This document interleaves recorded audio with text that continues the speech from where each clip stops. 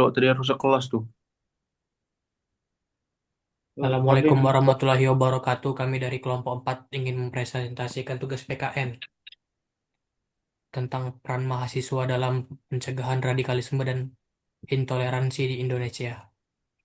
Mungkin bisa dibaca oleh Lukman. Tunggu. Dari bab 1. bab satu latar belakang, pendahuluan.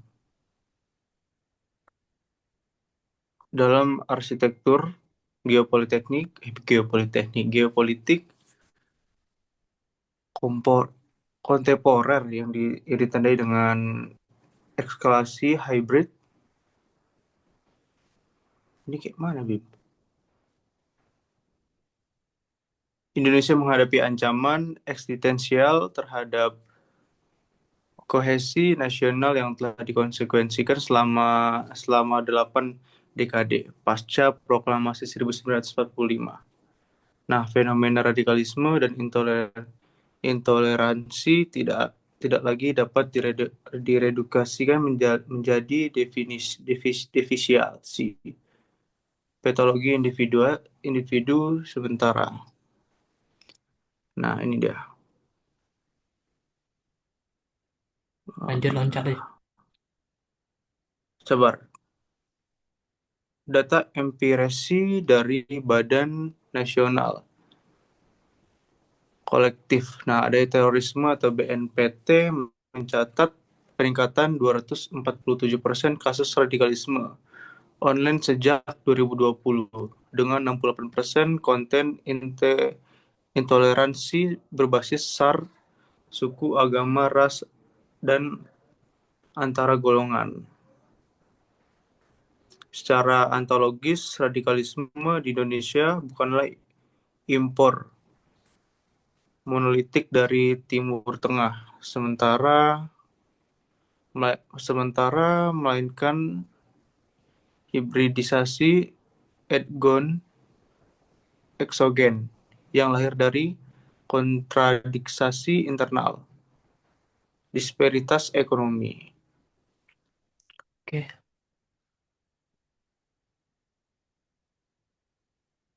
Banyak bahasa-bahasa yang asing ya. Sekali lagi, Man.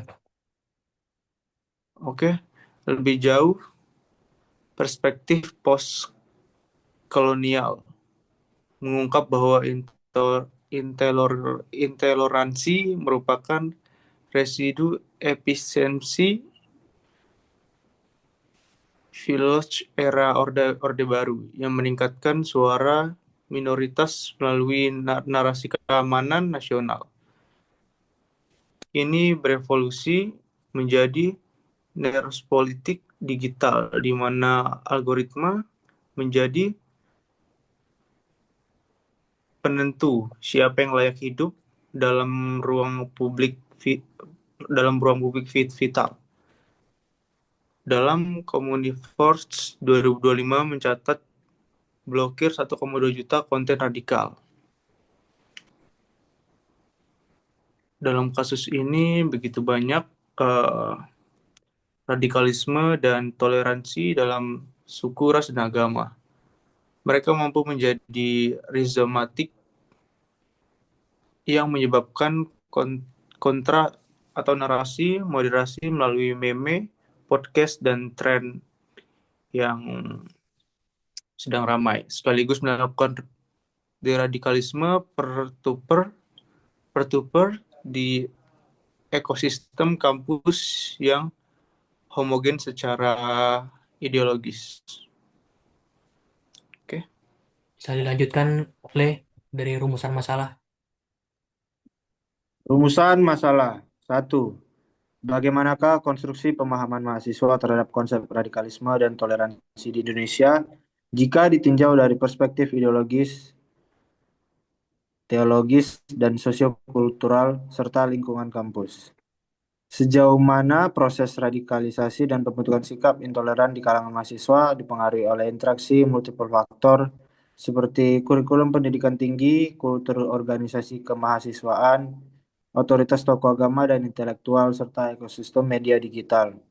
3. Bagaimana bentuk konkret peran mahasiswa baik sebagai individu anggota organisasi intra-ekstra kampus maupun produsen konten digital dalam melakukan pencegahan radikalisme dan intoleransi, mulai dari level mikro hingga level meso makro. Dan empat, faktor-faktor apa saja yang bertindak sebagai penguat dan penghambat dalam optimalisasi peran mahasiswa sebagai agen pencegahan radikalisme dan intoleransi. Lima, bagaimanakah desain, model strategis, dan rekomendasi kebijakan yang dapat dirumuskan untuk memperkuat peran mahasiswa dalam pencegahan radikalisme dan intoleransi secara berkelanjutan. Lanjut. Lanjut di tujuan. Leh, Tujuan. Satu, mengkonstruksi ontologi pemahaman mahasiswa terhadap fenomenologi radikalisme dan intoleransi melalui triangulasi hermeneutik yang mengintegrasikan rezim kebenaran Pancasila, doktrin teologis, moderasi beragama, serta struktur habitus sosiokultural. Dua, memetakan rizom propagasi radikalisasi di ekosistem akademik melalui analisis jaringan small world network yang mengungkap interseksi struktural antara kurikulum formal seperti PKN, Pancasila, kultur informasi UKM, ekstrakurikuler, otoritas natif informan, dan algoritma panoptikan digital seperti Telegram, TikTok, dan WhatsApp Group. Tiga, merumuskan taksonomi peran mahasiswa yang granular dari spektrum mikro, meso, hingga makro. Empat, mengidentifikasi enabler barrier struktural dalam optimalisasi agensitas mahasiswa melalui analisis SWOT multidimensi yang mencakup regulasi kampus, dukungan institusional, literasi digital, kompetensi kritis, serta dinamika sosial politik. Lanjut.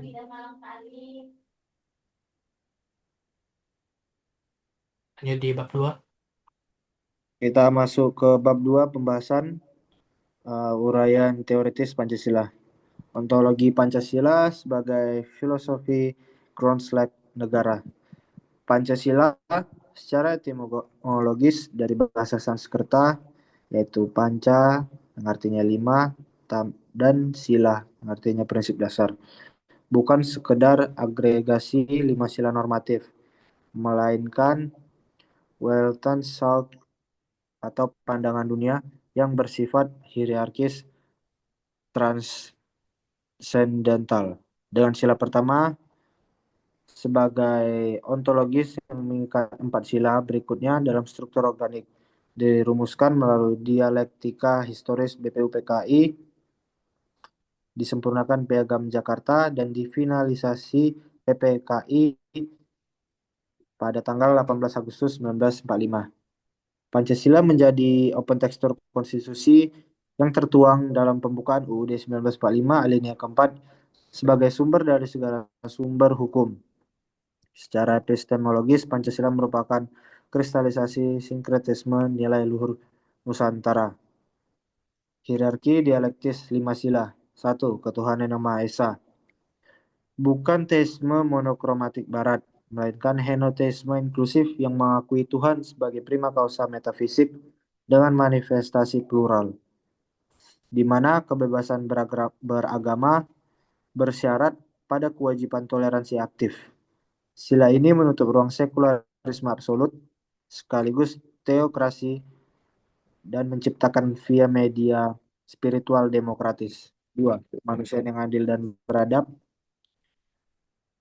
Mengadopsi humanisme integral yang mengintegrasikan dimensi individu dan kolektif. Lanjutin. Dengan prinsip Ubuntu Indonesia, aku ada karena kita ada.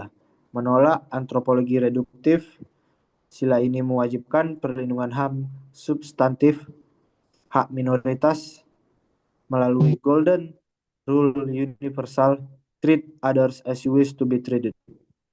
3.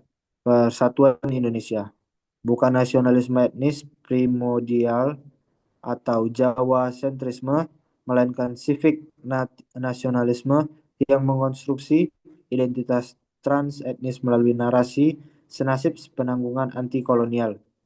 Berbasis prinsip Bhinneka Tunggal Ika, selain ini menuntut warga untuk menempatkan kepentingan NKRI di atas identitas subnasional dengan mekanisme institusional seperti otonomi daerah yang asimetris. 4. Kerakyatan yang dipimpin oleh hikmat kebijaksanaan dalam permusyawaratan perwakilan, sintesis unik antara liberal demokrasi atau kedaulatan rakyat langsung dan deliberatif demokrasi atau musyawarah untuk mufakat yang menolak majoritarianisme semata demi konsensus inklusif. Selain ini menginstitusionalisasikan tres politika dengan nuansa Indonesia.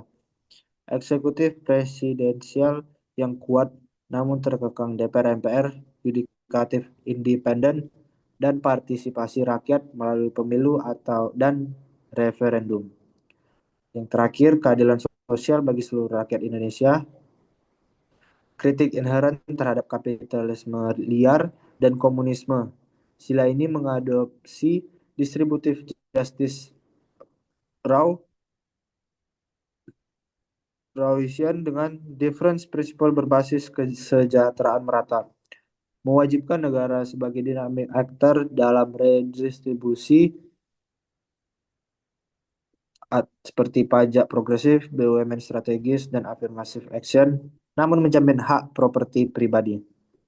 Fungsi normatif Pancasila dalam konteks anti-radikalisme ada 4. Yang pertama, fungsi ideologis, yaitu menutup agora bagi ideologi transnasional yang bertentangan dengan sila-sila dasar. Yang kedua, fungsi hukum.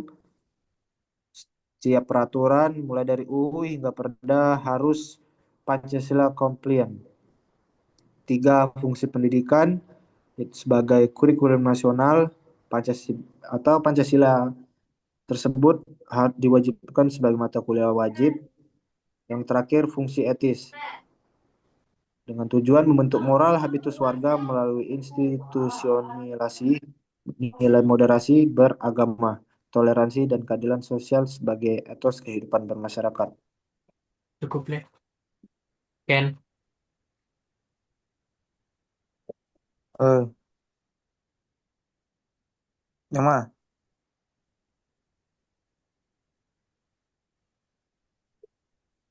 bab 3, Le. Ken, Bab 3, kesimpulan dan saran. Kesimpulan. Analisis komprehensif menginformasikan bahwa mahasiswa memposisikan diri sebagai aktor strategis utama dalam arsitektur pencegahan radikalisme dan intoleransi di Indonesia. Dengan agensitas yang melampaui fungsi instrumental negara menuju peran organik sebagai counter hegemoni agen yang memproduksi hegemoni Pancasila melalui praksis diskursif dan performatif di ekosistem digital kampus masyarakat. Secara ontologis, mahasiswa memiliki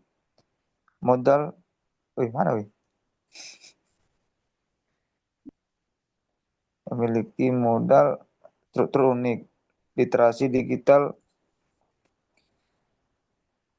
centrality jaringan small world 0,78 dalam propagasi narasi moderasi dan moral authority 70% di mata publik sebagai vanguard intelektual generasi Z.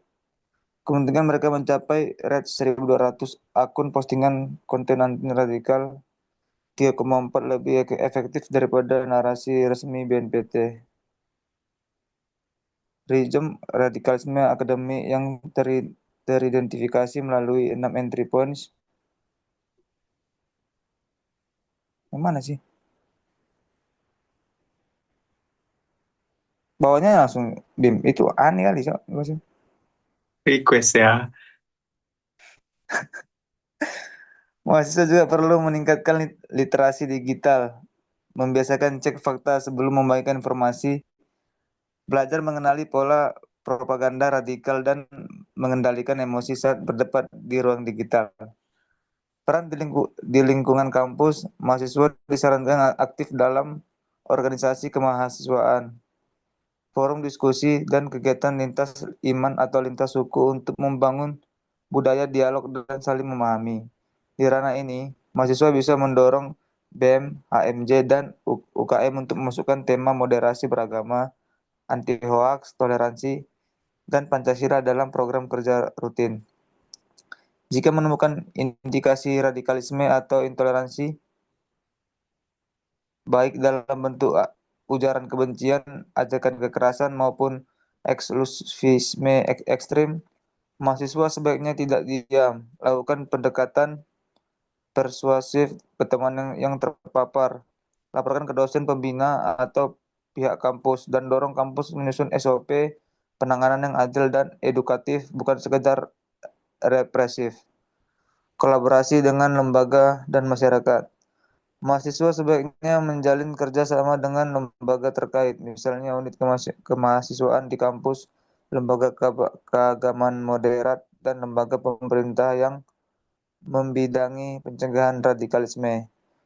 Untuk mengadakan pelatihan seminar, lokakarya, KKN tematik, dan kampanye publik. Bentuk kegiatan bisa berupa sekolah kebangsaan, kelas literasi digital, atau pengabdian masyarakat yang menguatkan toleransi di tingkat akar rumput. Di luar kampus, mahasiswa dapat menjadi jembatan pengetahuan bagi masyarakat, menjelaskan bahaya radikalisme, memberi contoh cara berdialog yang santun, dan membantu warga memahami hak dan kewajiban sebagai warga negara dalam lingkap Pancasila. Pemanfaatan ruang digital. Mahasiswa dianjur menjadi produsen konten positif, video pendek, infografis, podcast, tulisan, dan meme edukatif. Rek, 10 menit lagi. Ayo cepat. Mana tadi udah hilang? Aduh, mana itu tadi? Inilah, mahasiswa juga dapat mendorong pemerintah dan perguruan tinggi untuk menyediakan layanan konseling ideologis dan psikologis yang aman, rahasia, dan berbasis pendekatan manusiawi. Sehingga mahasiswa yang mulai terpapar paham keras dan dapat dibantu tanpa distigma. Dengan demikian, saran-saran ini diharapkan dapat dioperasionalkan menjadi gerakan nyata yang memperkuat daya tahan kampus dan masyarakat terhadap radikalisme dan intoleransi. Daftar pusaka itu juga ya. Udah enggak. Nggak usah daftar pusaka dibaca juga. Baik, segini saja dari kelompok kami, kelompok 2. Terima kasih. Sama-sama. Kayak mana ya? Dia Sama-sama. nggak Yang aku masuk bilang